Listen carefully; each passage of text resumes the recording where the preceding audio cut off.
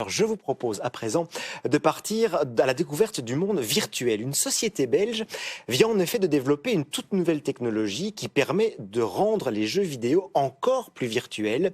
Vous allez le voir, presque tous les sens peuvent être sollicités. Découverte virtuelle avec Marois Sebaï et Lucie Jassogne.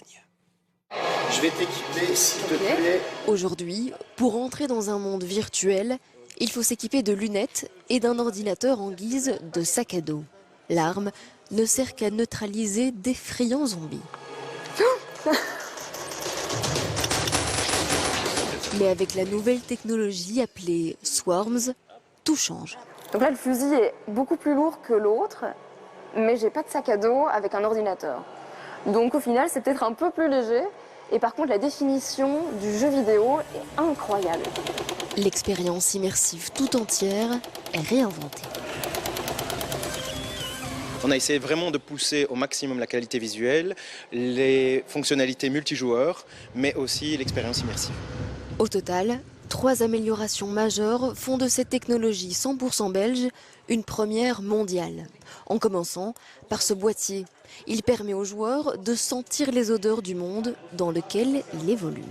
On peut aller sur de l'odeur, mais on peut également aller vers des molécules qui vont induire le chaud et le froid.